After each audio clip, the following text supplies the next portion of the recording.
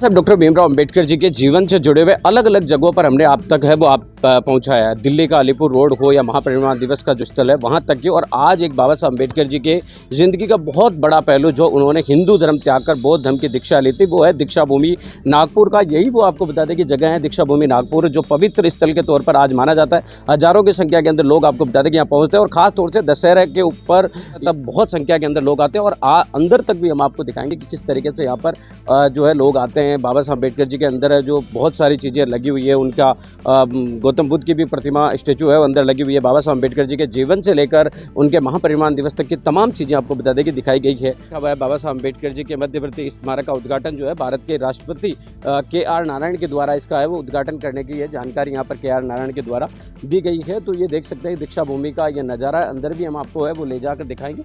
वैसे आपको बता दें कि मोबाइल कैमरा इसके अंदर अलाउड नहीं है, लेकिन फिर भी हमारी विशेष रिक्वेस्ट के आधार पर उन्होंने हमें अंदर रिकॉर्ड करने की है वो अनुमति दी है। तो ये तस्वीरें हम आपको दिखा रहे हैं दीक्षा भूमि नागपुर जो कि ऐतिहासिक भूमि मानी जाती है। उसके बाहर का नज़ारा आपको इस तरीके से नजर आएगा, जहाँ से मुख्य मार्ग है जाता है नागपुर शहर के अंदर और संविधान चौक की तरफ। वहाँ से आपको बताने की कोशिश की तो हम अंदर की तरफ प्रवेश करते हैं तो ये दीक्षा भूमि का ऐसा नज़ारा नजर आता है, जहाँ पर शुरुआत के अंदर ही एक मुख्य मार्ग के ऊपर या मुख्य द्वार के ऊपर की संविधान की प्रस्तावना लगी हुई है। और इस तरीके से पंचशील के झंडे भी बड़ी संख्या के अंदर लगे हुए हैं, और प्रस्तावना को हिंदी, संस्कृत और इसके अलावा शायद मराठी और इंग्लिश के अंदर भी है वो लगाया गया है। तो इस तरीके से आपको बता दें कि अंदर पहुंचने के अंदर हम सबसे पहले माता रमाबाई की एक बहुत ही सुंदर है वो तस्वीर यहाँ पर लगी हुई है।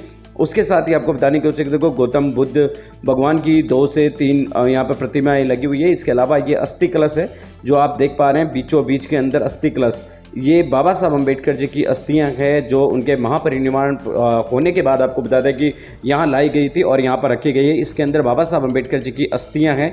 इस कांच के जो बना हुआ स्तूप है इसके अंदर बाबा साहब अम्बेडकर जी के जीवन के, उनके महापरिनिर्वाण के बाद उनके जीवन की आपको बता दें कि अस्थियां लाई गई है और यहाँ पर सुरक्षित रखी गई है। और इस तरीके का आपको बता दें कि आपको नज़ारा देखने को मिलता है दीक्षा भूमि नागपुर का, जहाँ पर गौतम बुद्ध की 2 तस्वीरें लगी हुई है। इसके अलावा बाबा साहब अम्बेडकर जी की अस्थि कलश भी है वो लगी हुई है। तो इस तरीके से आपको बता दें कि आप जब अंदर आपको बता दें कि उस स्तूप के जाते हैं तो आपको नजर आएगा। इसके अलावा ये परम पूज्य बाबा साहब अम्बेडकर स्मारक समिति दीक्षा भूमि का एक बोर्ड भी आपको है वो लगा हुआ नजर आएगा। इसी दीक्षा भूमि के अंदर आपको बता दें कि बाबा साहब अम्बेडकर जी से जुड़े हुए कुछ पहलू दिखाए गए हैं, जिसमें ये पहली तस्वीर आप देख सकते हैं उनके माता पिता की तस्वीर है।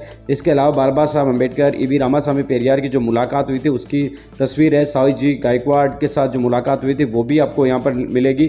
और इसके अलावा जवाहरलाल नेहरू के मंत्रिमंडल के अंदर और बाबा साहब अम्बेडकर के द्वारा जो संगठन बनाया गया था वो, और अलग अलग आपको बता दें कि तस्वीरें जो है उनकी ज़िंदगी से जुड़ी हुई आपको नजर आएगी।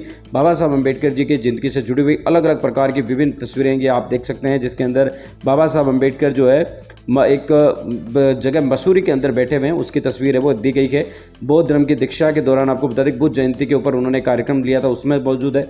मजदूर मंत्री के तौर पर आपको बता दें कि ब्रिटिश के सामने जो सरकार के सामने जो भाग लिया उसकी तस्वीर शामिल है। औरंगाबाद के अंदर बाबा साहब अम्बेडकर जी के द्वारा जो मिलिंद कॉलेज बनाया गया था उसकी तस्वीरें भी आपको देखने को मिल सकती है औरंगाबाद के अंदर। और पवन चक्की की भी अलीपुर रोड जहाँ पर बाबा साहब अम्बेडकर ने अपने जीवन का अंतिम समय गुजारा था वहाँ की भी एक तस्वीर दी गई है कि 26 अलीपुर रोड के अंदर वो अपने जन्मदिन पर किस तरीके से अपने लोगों के साथ बैठते थे। ये मिलिंद औरंगाबाद की एक तस्वीर है जहाँ पर आपको बता दें कि वो कॉलेज का निर्माण को है वो देखते हुए नजर आ रहे हैं। गौतम बुद्ध की जयंती के ऊपर भाषण देते हुए नजर आ रहे हैं डॉक्टर बाबा साहब अम्बेडकर। बाबा साहब अम्बेडकर जी से जिंदगी से जुड़ी हुई अलग अलग प्रकार की यहाँ पर पूरा जीवन चक्र की तस्वीरें लगाई गई है, ताकि आगे आने वाले जितने भी लोग यहाँ पर दर्शनालु आते हैं उन सबको बाबा साहब अम्बेडकर जी से जुड़ी हुई तमाम पहलुओं की जानकारी मिल सके। तो ये देख सकते हैं बड़ी संख्या में आज भी आपको बता दें कि दर्शक यहाँ पर पहुंचे हैं। ये संविधान सभा के द्वारा जब संविधान सौंपने के बाद की तस्वीरें हैं। इसके अलावा महार बटालियन के साथ बाबा साहब अम्बेडकर जी मौजूद है, उसकी भी तस्वीरें आपको देखने को मिल सकती है। मिलिंद कॉलेज औरंगाबाद की भूमि पर बाबा साहब अम्बेडकर जी हिंदू पीढ़ी से चर्चा करते डॉक्टर बाबा साहब अम्बेडकर जी की तस्वीर आपको नजर आ जाएगी। और भी बहुत सारे आपको बता दें कि तस्वीर है बाबा साहब अम्बेडकर जी का जब जीवन के आखिरी चक्कर के अंदर वो जा रहे थे बुद्ध दिल्ली के अशोक विहार बुद्ध विहार के अंदर उन्होंने भाषण दिया था, उसकी तस्वीरें आपको देखने को मिलेगी। और दम दीक्षा के समय जिस समय यह दीक्षा भूमि नागपुर में दीक्षा ली गई थी उसकी तस्वीरें आप देख सकते हैं कि किस तरीके से आपको बता दें कि उनकी पत्नी और उनके तमाम लोग आपको बता दें कि साथ साथ में मौजूद थे और ये बाबा साहब अम्बेडकर जी की ज़िंदगी से जुड़ी हुई तमाम यहाँ पर तस्वीरें देखने को मिलेगी। आखिरी समय में सारी दीक्षा भूमि की तस्वीर है और लास्ट में आपको बताने की कोशिश करें तो ये जो तस्वीर है वो महापरिनिर्वाण की है। इसके अलावा यहाँ पर अलीपुर रोड का जो है वो उसका मॉडल पार्लियामेंट का एक बना हुआ नज़र आ रहा है। बाबा साहब अम्बेडकर जी की एक तस्वीर भी है वो लगी हुई नज़र आ रही है सुकाची भाकर नाम से। सम्राट अशोक की भी आपको बताने की कोशिश करें तो यहाँ पर मूर्ति लगी हुई है इस के अंदर और तमाम चीज़ें आपको बताने की कोशिश करें तो इस स्तूप के अंदर जो दीक्षा भूमि का स्तूप है उसके अंदर देखने को मिलती है।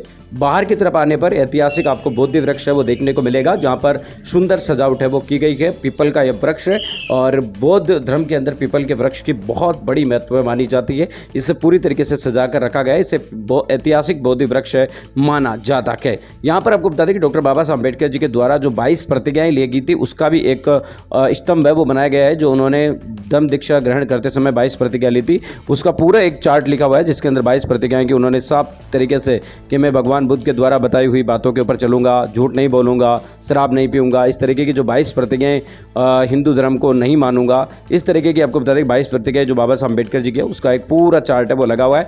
बाहर की तरफ आपको बताने की कोशिश करें तो एक गौतम बुद्ध और बाबा साहब अम्बेडकर जी की भी बहुत ही सुंदर और भव्य आपको बताने की कोशिश करें तो तस्वीर लगी हुई है। तो इस तरीके से आपको बता दें कि दीक्षा भूमि का अंदर का अम्बेडकर जी की जिंदगी से जुड़े हुए कई पहलुओं को हम आप तक पहुंचाते हैं बेटगार्ड पीपल्स वॉइस के माध्यम से। अब आज आपको बता दें कि हम बाबा साहब अम्बेडकर जी की ज़िंदगी का एक बहुत महत्वपूर्ण पहलू जो उन्होंने अंतिम समय के अंदर बौद्ध धर्म वो ग्रहण किया था उसकी दीक्षा भूमि नागपुर की आज इस सरजमी पर हम मौजूद है और आपके अंदर जो है उन्होंने बौद्ध धर्म दीक्षा है वो ग्रहण की थी। उस समय यहाँ पर वो मौजूद है, लाखों की संख्या के अंदर लोग उनके साथ मौजूद थे जो आज तक के इतिहास का सबसे बड़ा धर्म परिवर्तन माना जाता है। बाबा साहब अम्बेडकर जी ने बौद्ध धर्म की दीक्षा है वो ली थी। वो पावन धरती है जहाँ पर बाबा साहब अम्बेडकर 1956 के अंदर है मौजूद है और उनके मौजूदगी के अंदर आपको बता दें कि लाखों लोगों ने धम्म दीक्षा ग्रहण की थी। आज भी आपको बता दें कि यहाँ पर लोग लाखों की संख्या के अंदर आते हैं। ये पवित्र स्थल है, पूरे देश दुनिया से आपको बता दें कि लोग यहाँ पर पहुँचते हैं और हजारों लोग आपको बता दें कि हर दिन प्रतिदिन आपको यहाँ पर एक महत्वपूर्ण दिवस के तौर पर या महत्वपूर्ण दिन के तौर पर इसे याद करते हुए पहुँचते हैं।